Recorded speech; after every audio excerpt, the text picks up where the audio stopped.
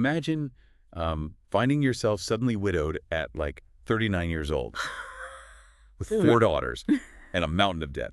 What would you do? Oh, wow. That's the story of Harriet Russell Strong, who not only overcame this adversity, but became a super influential inventor, Oh. entrepreneur, and advocate for women's rights back in like early 20th century America. It's hard to even imagine. Yeah, she was incredible. So we're going on a deep dive into her life, drawing from a Stuff You Missed in History class episode. Okay.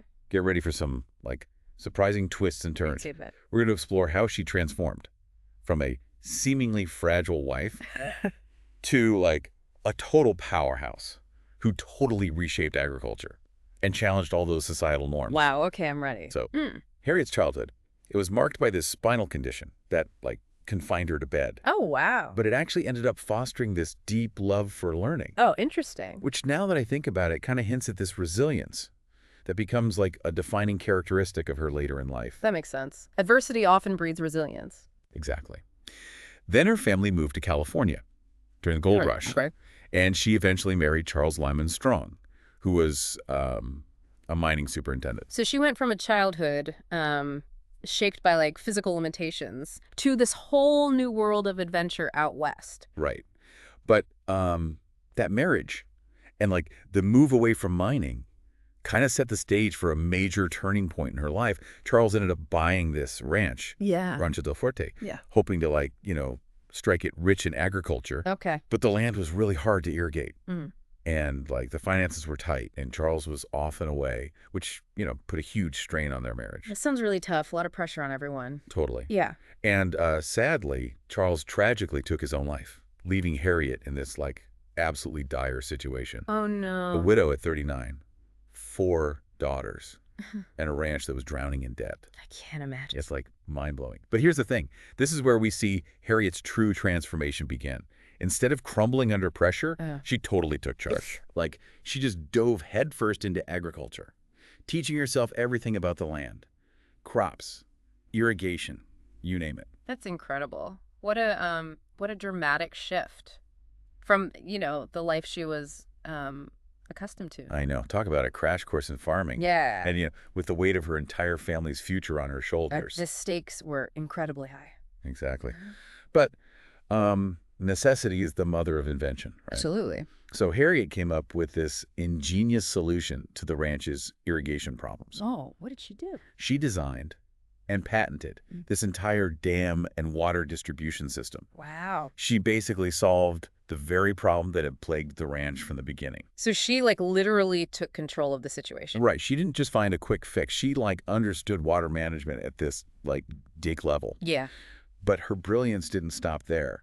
She also had to figure out what to plant, what crops would actually thrive, and of course bring in some much needed income. Right. What did she choose? Walnuts. Walnuts. Interesting choice. Yeah, so they need a lot of water.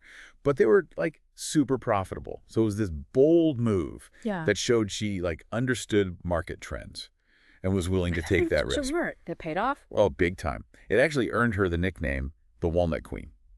Okay, that makes sense. But didn't she do more than just walnuts? Oh, yeah. She was constantly innovating, always looking for ways to like maximize the ranch's potential. So she added pecans, chestnuts, fruit orchards. It was this whole like vibrant ecosystem of agricultural abundance. She sounds amazing. She was. But her ingenuity didn't end with farming. She even found a way to use pampas grass. Pampas grass. Yeah, as a support crop for her walnut trees. Huh. And then, get this, pampas blooms were like all the rage in fashion at the time. Oh, wow. So she turned this simple support system into another income stream. No way. So smart. She was like 10 steps ahead of everyone else, turning challenges into opportunities. Totally. But Harriet's story, it's about so much more than just business success. All those hardships she faced, they like fueled this deep passion in her to advocate for, social change, especially for women's rights. Right. Because she had to fight for everything she accomplished. Exactly. She became this powerful voice for women's education and financial independence.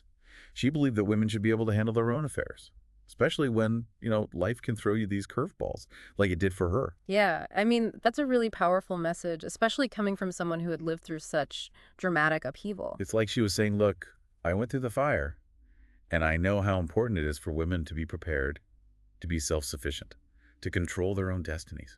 That's amazing. And she didn't just talk about it. She lived it. Exactly. Welcome back to our deep dive into the life of Harriet Russell Strong. So we were just talking about how Harriet became this powerful advocate for women's rights, but there's another chapter to her story that's super fascinating. You mean her focus on flood control in Southern California? Exactly. Remember that devastating storm we talked about? The one in 1914? The one that caused millions of dollars in damage? Yeah, I remember. Well, that experience kind of pushed her to think even bigger about, finding solutions for this huge problem. It makes sense. She already had that deep understanding of water management. Right, and she saw the need for, comprehensive solutions, not just, reacting after a flood happened. So it was about preventing the floods in the first place. Exactly. And get this, one of her most ambitious ideas was to dam the Colorado River. Wow, that's a massive undertaking. It is, and remember, this is the early 1900s. The scale of what she was imagining was, almost unimaginable back then. She wanted to create this whole series of dams and reservoirs to control floodwaters, provide irrigation, and even generate hydroelectric power. Hold on, she was talking about hydroelectricity way back then. I know, right? She was so ahead of her time. That's incredible. She really saw the potential of, harnessing the power of water, not just controlling it. It's like she was envisioning a system that we now take for granted, in many parts of the country.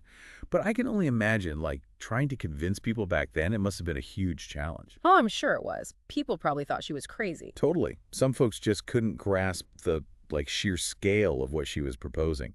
And then, of course, there were those who doubted her expertise simply because she was a woman. Ugh, it's so frustrating that she had to deal with that, but she didn't let that stop her, did she? Not at all. She even had this great quote about it. Something like, the only objection to her plan was that it was thought of by a woman. Wow. That's a perfect encapsulation of the challenges she faced. So what kept her going, despite all the pushback and skepticism? Well, I think it was a combination of things. First, she had this unwavering belief in her vision.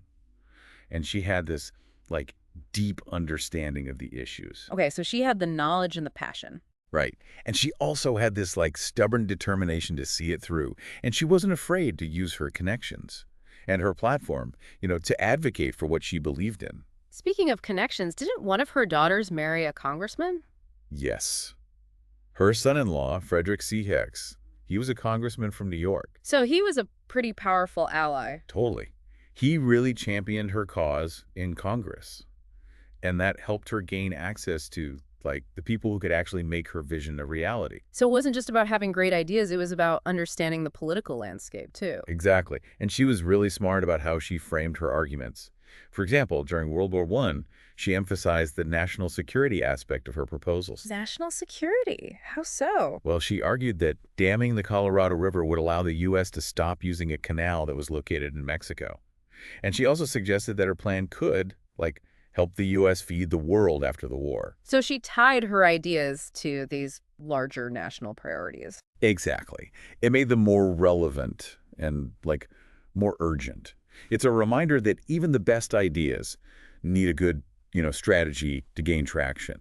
But, it wasn't just skepticism and politics that she had to deal with. There were other forces at play, too. What do you mean? Well, she ran into some serious opposition from powerful business interests. Oh, of course. Those who benefit from the way things are, they don't always welcome change. Exactly. They saw her proposals as this, direct threat to their profits. And they used their influence to try and undermine her efforts. It was like a classic clash between progress and the status quo. So did she ever overcome this opposition? Did she live to see any of her vision become a reality? Sadly, no. She died in 1926 in a car accident. Her dreams were still, just dreams. Oh, that's so sad. All that work, all that passion. But here's the thing.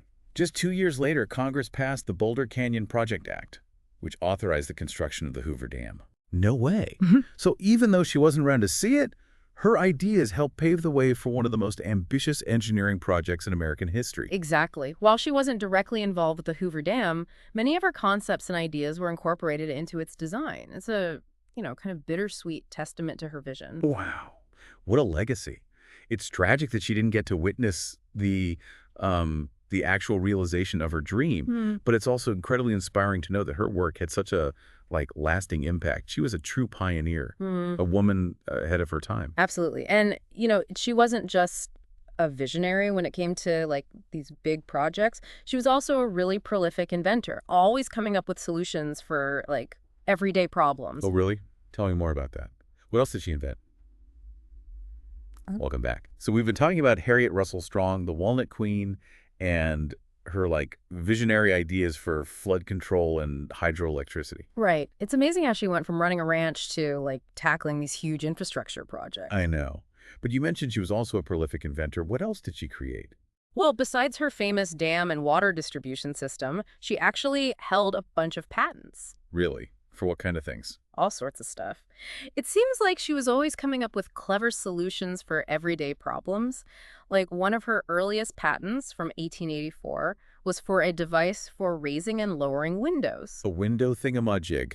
What was so special about that? Well, she actually came up with it while she was bedridden. Due to her spinal condition, it was a system that let her open and close high windows without having to strain or reach. Oh, that makes sense. Practical and, designed to make life a little easier, especially for someone with physical limitations. Exactly. It shows her attention to detail and her desire to solve those everyday challenges.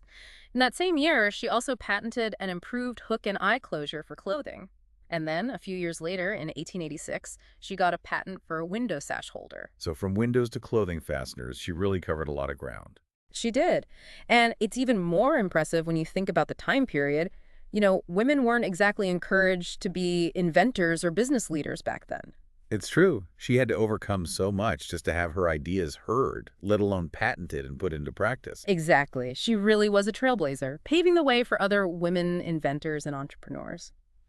So as we wrap up our deep dive into the life of Harriet Russell Strong, what are the biggest takeaways? What can we learn from her? Well, for me, her story really highlights the power of resilience. She didn't let those setbacks and challenges define her. She used them to fuel her growth and become even more determined. Right. She didn't just bounce back. She used those experiences to level up in every way. And she also reminds us to challenge assumptions, both our own and those imposed by society. She refused to accept those limitations that people tried to put on her as a woman. She just went for it. She really did. She created her own opportunities, broke down barriers, Yeah. and inspired so many others along the way. Absolutely. And, it's important to remember that progress isn't always perfect. Harriet was ahead of her time in so many ways. But, like anyone, she had some views that are, well, problematic by today's standards. It's a good reminder that, historical figures are complex. We can learn from them, be inspired by them, and still acknowledge that they were products of their time. Well said. Ultimately, Harriet Russell Strong's life is a powerful testament to the human spirit. To overcome adversity, challenge the status quo, and, make a real impact on the world. It's a story that encourages us all to think bigger, push boundaries, and never underestimate our own potential. So we hope you enjoy this deep dive into the life of Harriet Russell Strong. Join us next time for another fascinating exploration of remarkable lives.